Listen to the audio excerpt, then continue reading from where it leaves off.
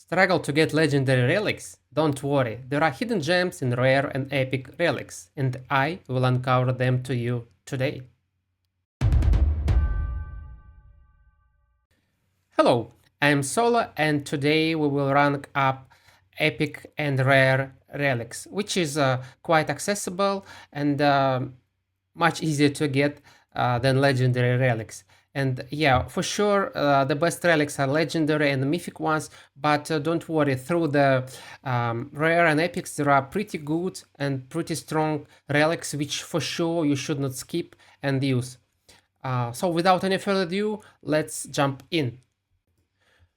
But before we start, if you enjoy this type of content, please hit this like button, please subscribe, let's grow our community together.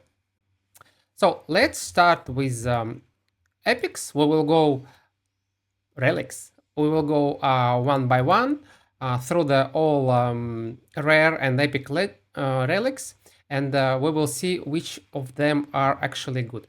So Rod of Blasphemy. Stats are nothing really good, like HP with attack and accuracy in the end, where you receive 2 less % damage if under any debuffs.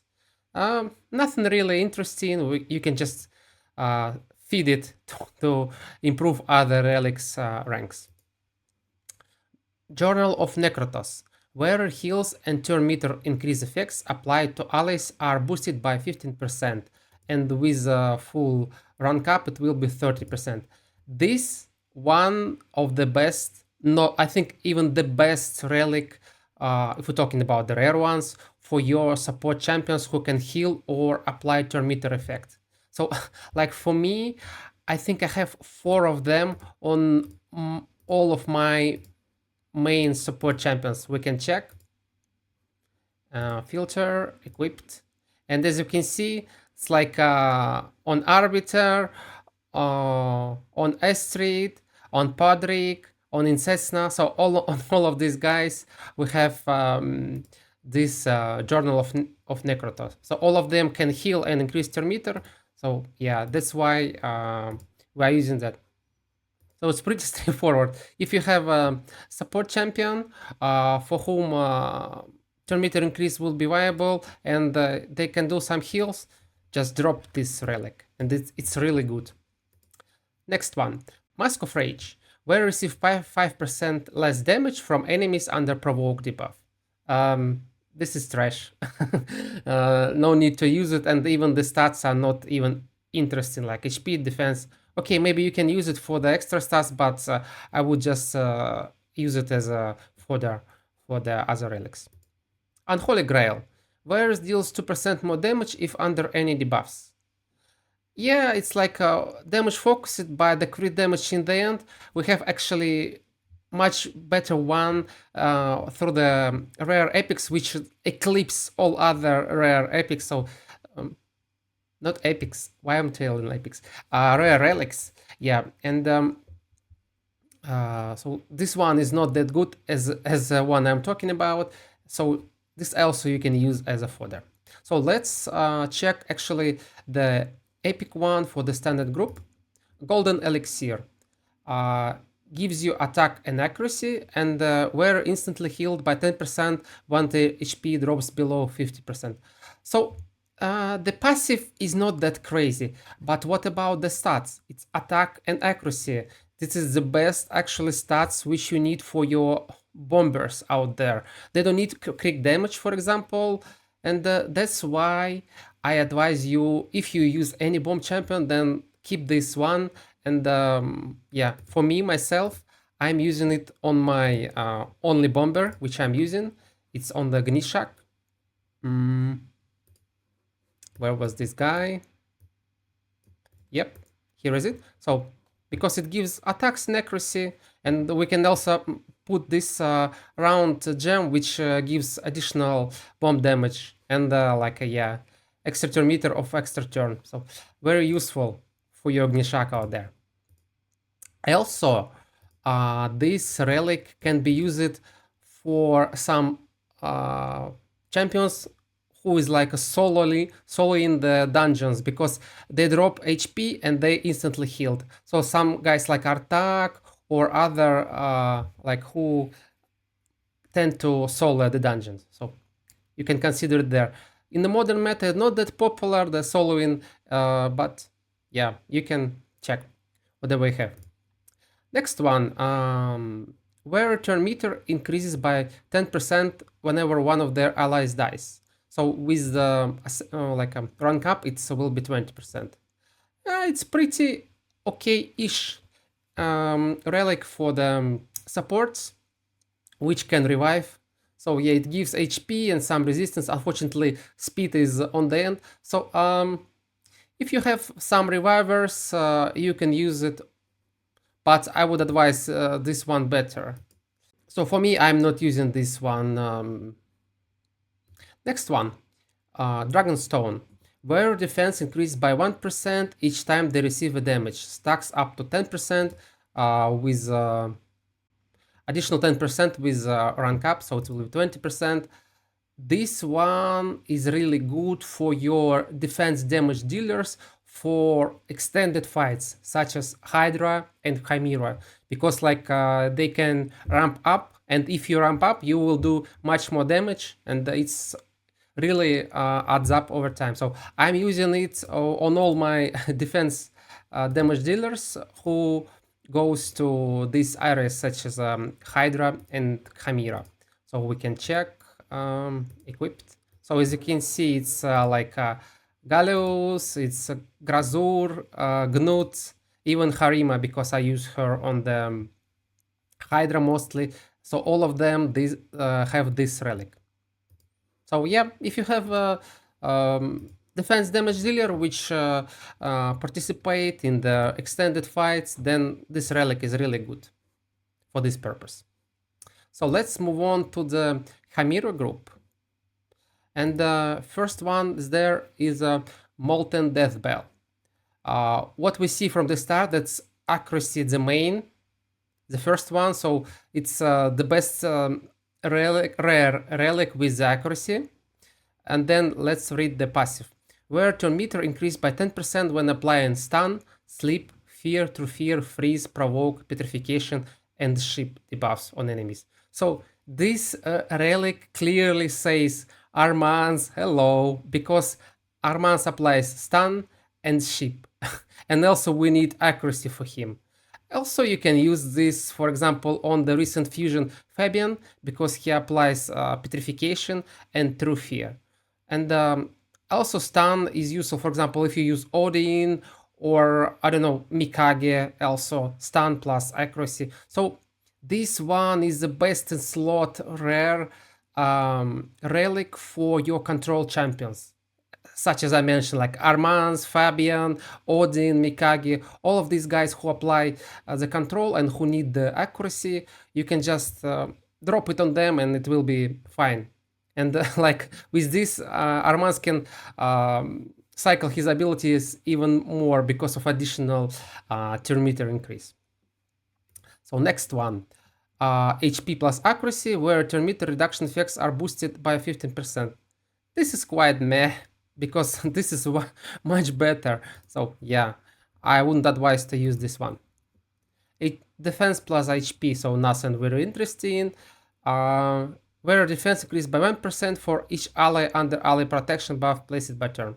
So this is like, yeah, trash in the bin. So just use it as a fodder for other relics.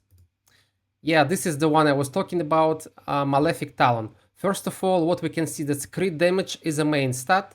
So like all your damage dealers will love it. And then we read the passive, where it has 20% chance to deal 10% more damage when attacking. And extra damage chance, it's increased like 30, 40, till 50. So like every second hit, they will get 10 more damage when attacking. So what else do you want? Crit damage, additional damage applied. So this is the best damage dealing rare relic. And to confirm that, let me show you actually how many of them I have already on my champions equipped. Here is one actually waiting for any spare damage dealer, which I will. So I have like how many? 6 of them. And it will go on any of your damage dealers. As you can see, like a Shamael, Embreeze, Razelvark, Wukong, Varl, anyone, yeah, who can benefit from the extra damage and crit damage. So if you're wondering which one you should use for your damage dealer, uh, just drop the Malefic Talon on them. So next one, the Epic from the Chimera group. Attack plus accuracy, already pretty good. For example, for some damage dealers who also want to apply the debuffs. Where damage increased by 1% each time they place a debuff, stacks up to 30%. And with additional, it will be 35%. So this one is one of the best relics for the Hydra and Chimera, because like in extended fights we can get the whole full benefit of this 30%.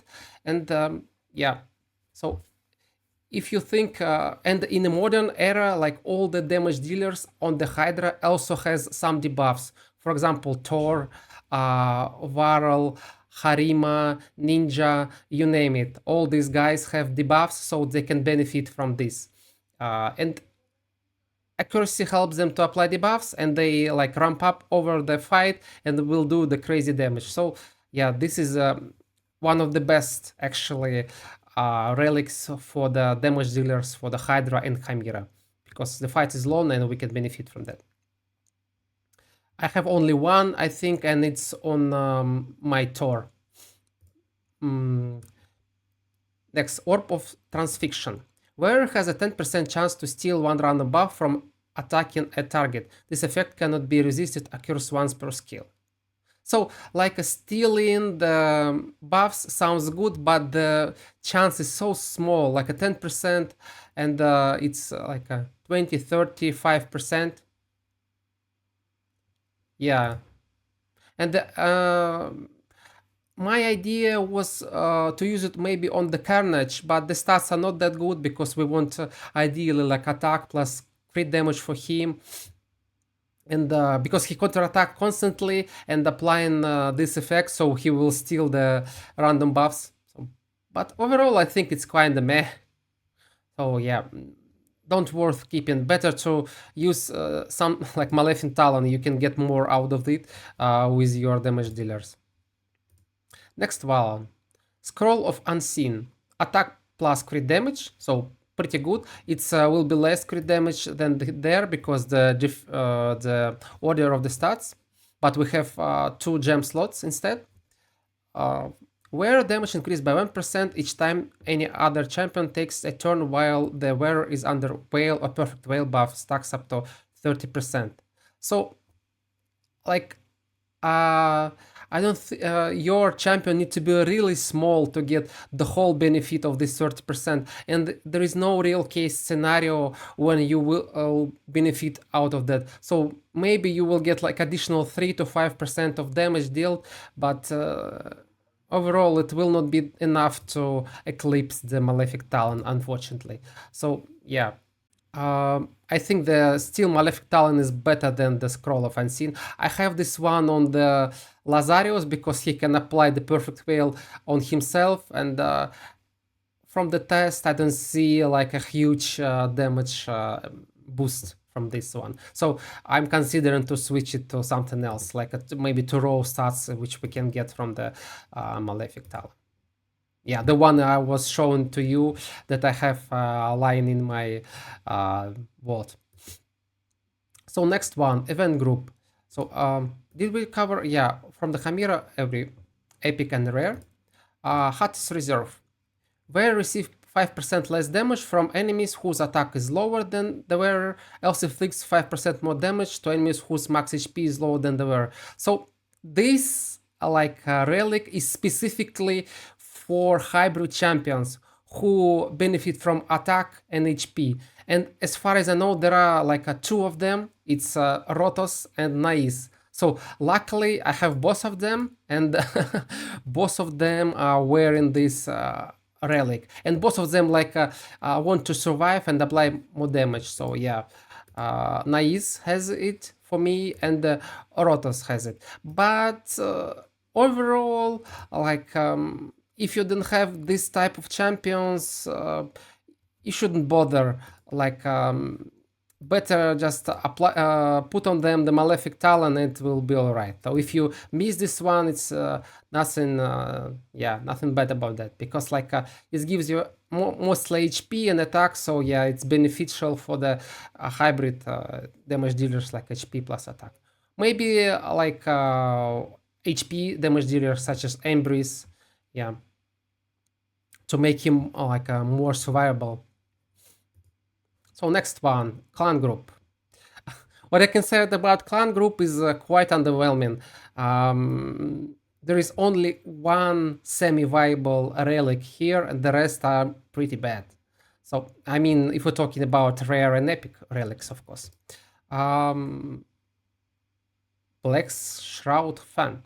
So HP and defense, nothing interesting in the stats. We receive 2% less damage from ally protection effects or buffs placed by them. So it's really specific. This champion need to have like a ally protection skill, and yeah, we want to protect them. I don't know.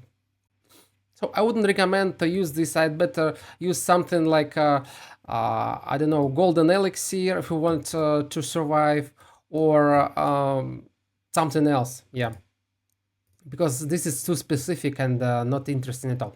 So next one, where increase the damage of each hit on their next attack by 3% of any surplus heal. When self-healing, damage cannot be increased by more than 20,000 and will reset after each attack. So it's again really specific.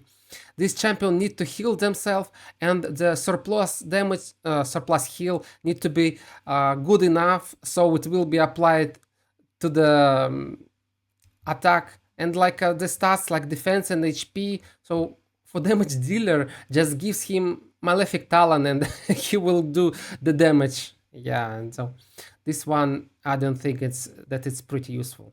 I mean, it's useful as a fodder for your other relics. So yeah, Vulcan and Grasp.